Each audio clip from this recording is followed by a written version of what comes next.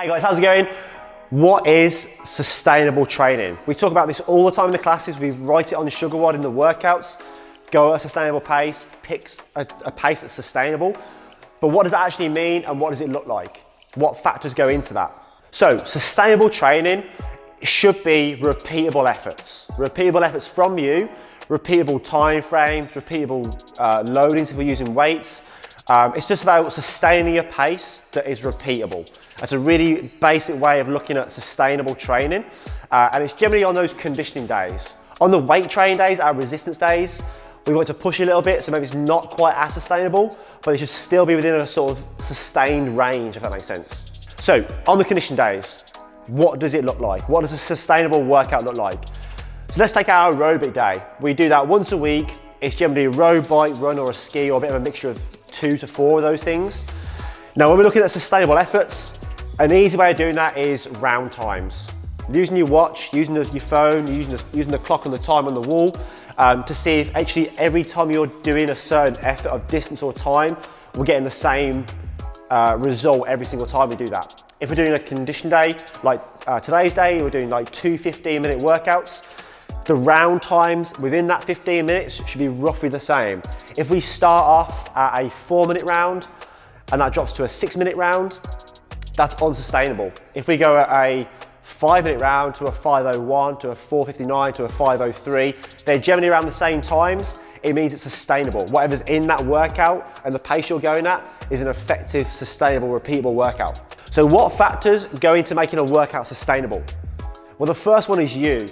You as a person, your training background, your experience, your confidence with certain movements, simple to complex movements, the time frame. There's loads of different factors that go into you making that workout sustainable. The next one is the kit.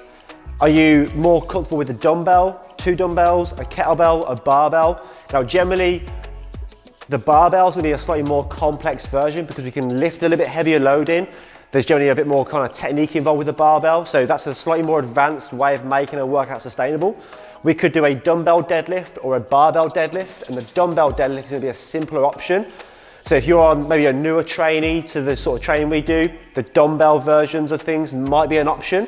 Obviously we can make that harder by making the weight heavier and then progressing it to a barbell variation. Next one's time frame. Time frame is going to be a big one. So if we're working for a short amount of time, the intensity is going to be higher, but we can still make that sustainable. Just the pace is higher. Now, a really easy way of progressing this is you need to be able to move slowly for a long time to be able to do a shorter time faster, if that makes sense. So we should be able to do a long time slowly and repeat the effort, repeat the effort, repeat the effort, to then going on to a shorter, quicker burst of intensity, a higher intensity, and still making that repeatable. It's a fast turnover, so it's a little bit harder to make that repeatable. So time frame is going to come into that. The next one is movement complexity. So the difference between you, the general public, and maybe the elite level CrossFitters or the functional fitness athletes is they can make those more challenging, complex, heavier movements aerobic and sustainable.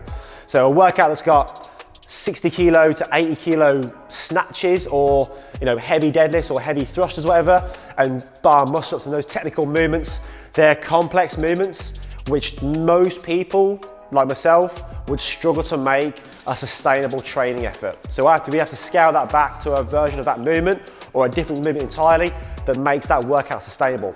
So picking the right sort of movement choice, whether it be simple to complex, is very individual. And we try and do that the best we can in the classes to help you hit that sustainable effort. One thing that happens if you don't do those things is you get compensatory adaptation.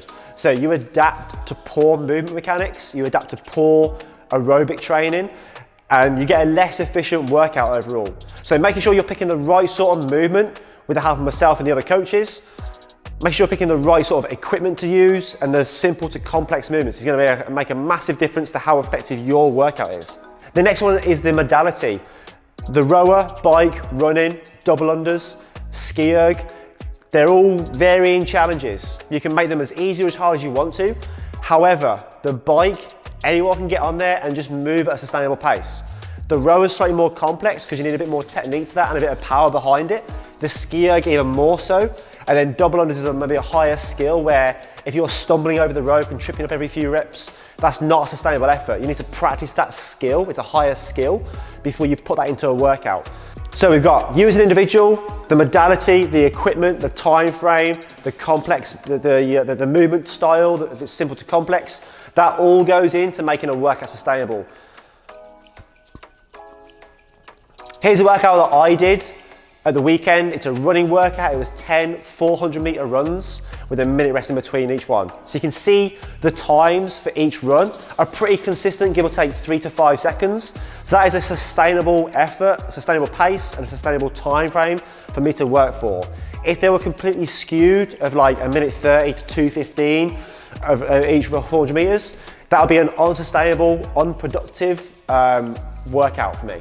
So that is a bit of an overview of sustainable training, what makes it sustainable and how to make it sustainable. If you've got any questions, guys, fire away. Other than that, see you in class.